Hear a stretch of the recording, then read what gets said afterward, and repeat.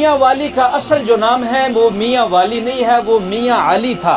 سید کو، سادات کو، بزرگوں کو ادب کی وجہ سے ان کے نام کے ساتھ میاں کہا جاتا تھا، میاں علی۔ تو میاں علی گیلانی ایک سید تھے، ان کی وجہ سے میاں علی کرتے کرتے وہ میاں والی ہو گیا۔ تو میاں علی جو ہے یہ سید ہیں، ان کے خاندان میں ایک بزرگ گزرے ہیں میاں محمد مراد وند، یہ سید ہیں۔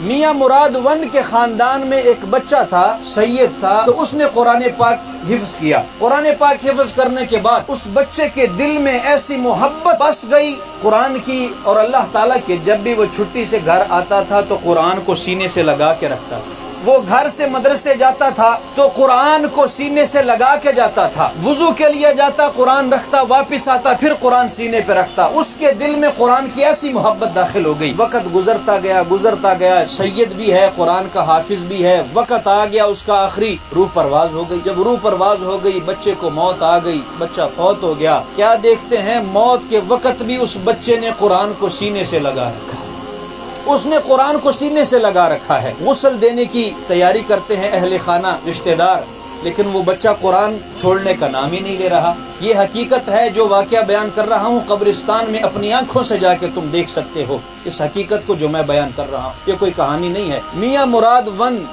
جو سید ہیں، ان کے خاندان میں اس بچے نے جب حفظ کیا، فوت ہو گیا، قرآن کو نہیں چھوڑ رہا، غسل کے لیے تیاری کر رہے ہیں خاندان کے لوگ۔ علماء سے پوچھا، سادات سے پوچھا، بزرگوں سے پوچھا، انہوں نے کہا چونکہ یہ قرآن کا حافظ ہے، سید بھی ہے، قرآن سے اس کا تعلق، محبت ایسی ہے کہ یہ چھوڑنے کا نام نہیں لے رہا، یوں کرو یہ حافظ ہے، یہ عظمتوں والا ہے، اس سے جا کے کہو کہ بیٹا قرآن چھوڑ دے اتنی دیر تک جتنی دیر تک ہم تمہیں غسل نہیں دے دیتے۔ جب تجھے غسل دے لیں گے، غسل دینے کے بعد ہمارا وعدہ ہے یہ قرآن دوبارہ تیرے سینے پہ رکھ دیں گے۔ کیا کرتے ہیں، رشتہ دار گئے، آواز دی کہ بیٹا یہ قرآن چھوڑ دے اتنی دیر تک جتنی دیر تک ہم تجھے غسل نہیں دے لیتے، جب غسل دیں گے، غسل دینے کے بعد یہ قرآن واپس تیرے سینے پہ رکھ دیں گے۔ ہوتا کیا ہے، جب وہ آواز دیتے ہیں، وہ قرآن کا حافظ، قرآن کا قاری قرآن سے یوں ہاتھ اٹھا لیتا ہے جس طرح زندہ بندہ ہاتھ اٹھاتا ہے۔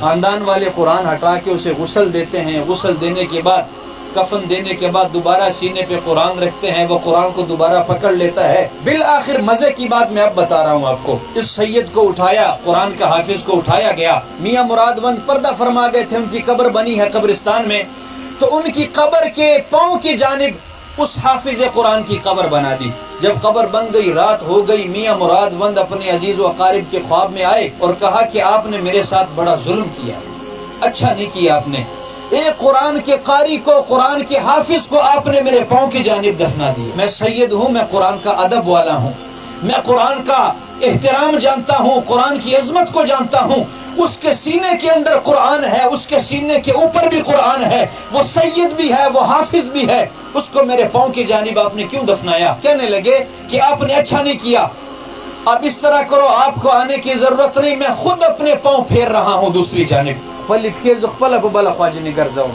ز سیدیم آل رسول ماته د قرآن عظمت معلوم ده۔